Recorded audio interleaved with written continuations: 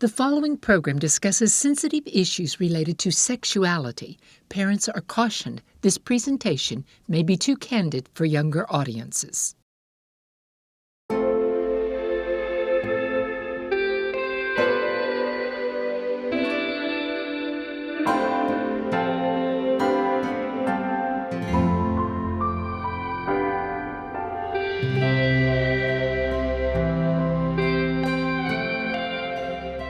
Welcome to Intimate Clarity. I'm Jason Bradley, and I'm here with Jennifer Jill Schwarzer. She is a licensed professional counselor, and today we're going to talk about a sensitive topic, but it's a conversation we need to have. Jen, what are we talking about today? The title of our program today is Clarity on Relationship Domination. What do you mean, domination? What do I mean by domination? How does that affect the relationship? So we talked before about how when God created us, He created this wonderful thing called sexuality. And in sexuality, one of the most important characteristics of biblical, healthy, godly sexuality is a mutuality between the partners. There was an equality before the fall. And in a way, we're going back to that Eden experience in sexuality, entering into the sacred chamber of our marriage. And so there's this very important characteristic of mutuality. And what domination is when one person exercises power over the other and control over the other. And what I'm saying is that's a love killer.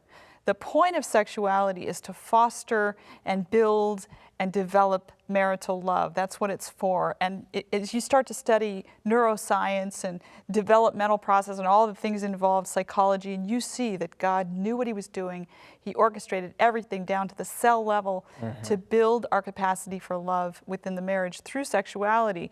But what happens with domination is you make love impossible. So the typical scenario we offer is a man comes along, holds a gun to a girl's head and says, marry me. Yeah. It's just not going to work. Yeah.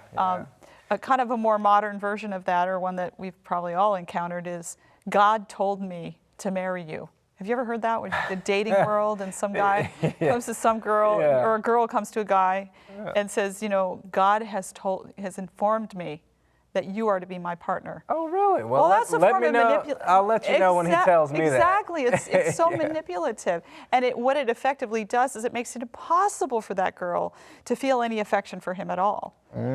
Because control and affection are incompatible. They're mutually exclusive. So domination in a relationship really upsets the delicate balance in that relationship that God designed. So the reality is that our sinful world is obsessed with the love of power, but the gospel is all about the power of love. So we see this opposite thing being manifested in the life of God that we see manifested in human life, because we're driven by the principles of the enemy of God. So we're obsessed with the love of power. But God is all about the power of love, to where 2 Corinthians 13:4 said that He was crucified in weakness. God, the most powerful being in the universe, became weak in order to save us. And humans, the weakest of all creation because of our sinfulness, try to become powerful in order to save ourselves. We're crazy. Yeah. And we got it all backwards. Yeah. It's interesting too, because like Christ's strength is made perfect in our weakness. You know, we have to recognize our need for Him. For Him, and we have to become weak in that process. So we see this prophetically in the book of Revelation, where you have a religious institution, a religious system really, that pretty much takes over the world. And the religious system is metaphorized as Babylon. Okay. And it's this, immoral woman, but it's this religious system that is based on power abuse and domination. And then the counter figure to that is the Lamb, who's really the central figure of the book. We make Revelation all about the beast, but it's really about the Lamb. It's the revelation of Jesus Christ, not the revelation of Babylon. It's a love story. It's a love story, that's exactly right. And so the central figure of the book of Revelation is the Lamb, and He's the counter figure to Babylon, who's all about control and the abuse of power. And the Lamb is about what's a more fragile, humble animal than a lamb? And yet God, the all-powerful God chooses to present himself as a lamb. Yeah. That's mind-blowing. Yeah. But he does. And so he shows us that true power is found in love and self-sacrifice. So it's impossible for us to love one another without that sacrifice in our sinfulness. God himself couldn't love humanity without sacrificing himself, and he is holy. So that self-giving, that humility and self-giving, that really fosters a sense of equality and partnership in a sexual relationship is essential to it. And we can see some pretty bizarre counterfeits of that, or abuses of power in relationships. One of them that comes to mind is sometimes in marriage, there's one individual that dominates in the marriage. And as I've said before, it's just so important that it's a mutual partnership. And even, the fact that the scriptures enlist submission of the wife to the husband, which I believe is true, it also enlists the husband loving the wife, as Christ loved the church. And how did Christ love the church? He sacrificed himself for it. He did. So it's not an abuse of power or a domination. It's a giving of self to lift up that person in servant leadership. So one of the texts that is often abused in an abusive marriage is 1 Corinthians chapter 7 and verse 4. It says, the wife does not have authority over her own body, but yields it to her husband. Men will take that, isolate it from the passage, and say, I have control of the bedroom. It's up to me what happens and when. And they will violate their wives and their lives in the context of a married relationship. But what they've left out is the second half. Because the second half says that the wife has authority over the husband's body. So if he could say, you have to do this, she can say, no, I don't want to do this, because she has equal authority. And what God is trying to say here is it's a mutual sharing.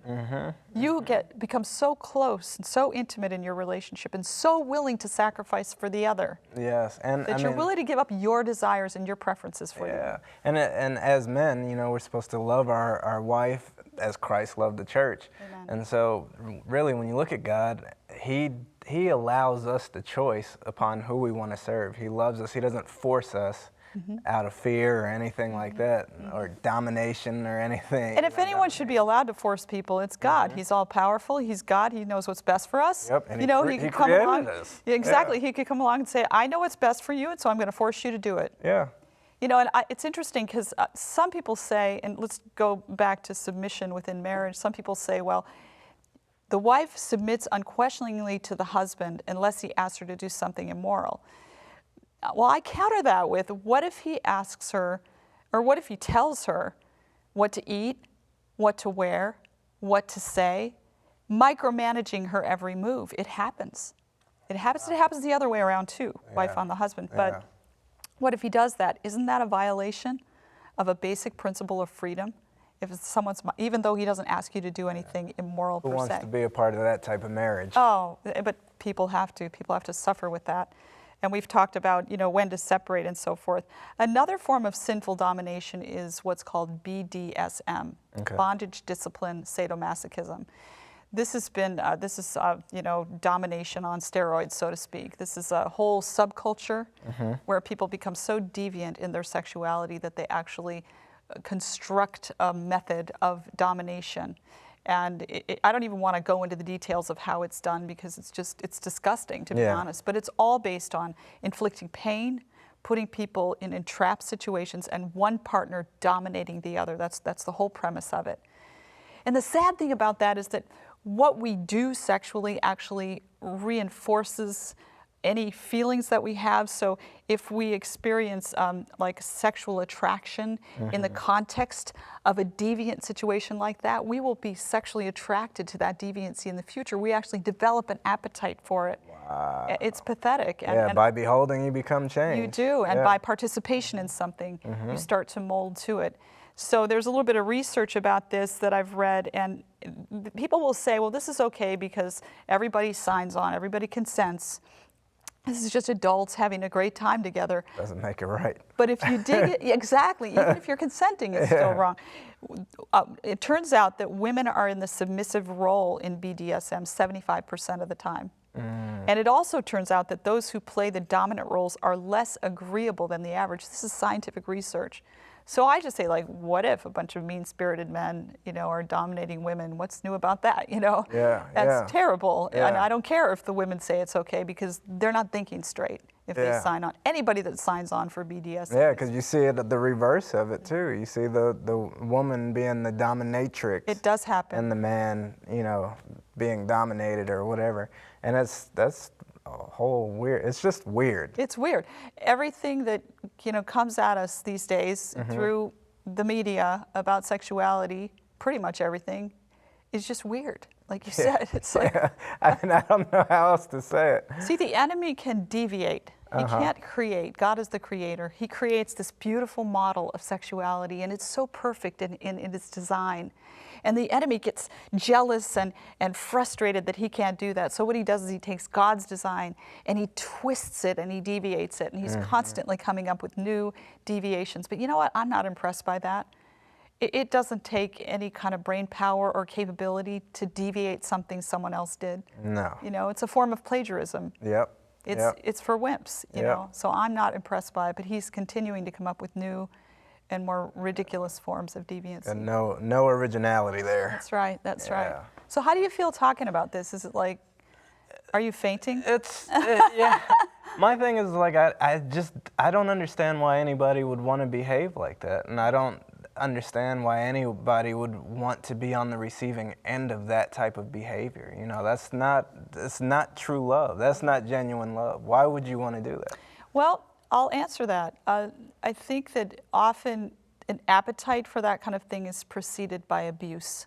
So if our first sexual experience tends to format us, and create attractions in us to good things or deviant things.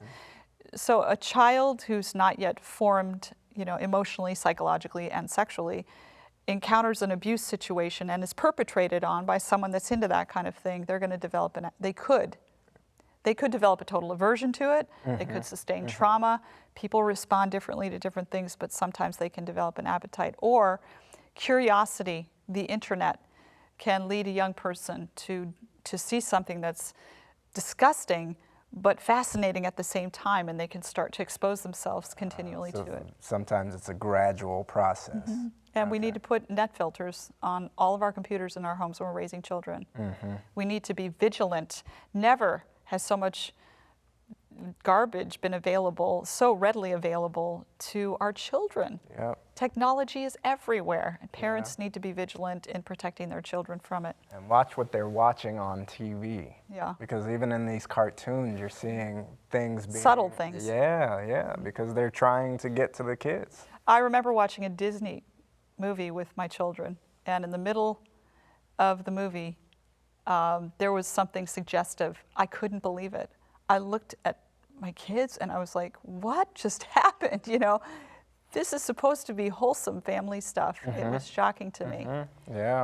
And I think what it's doing is it's the enemy working through the media to acculturate people, children, young children at younger and younger ages, to things that even adults shouldn't be into. He wants to program their mind. That's right. So the bottom line is that the takeaway is that any kind of dominance in a sexual relationship it's a love killer. It's going to make love in that relationship impossible. And God created us in such a way that we can only respond in love when there's mutuality in a relationship. So we need to strive for that Edenic ideal, God's design. Absolutely. Going back to the divine design. That's right. Absolutely. Man, this time has just gone by too fast. We need to show and tell people where they can get more resources. So if you want more resources, go to intimateclarity.tv, get your resources there, and join us on the next program of Intimate Clarity.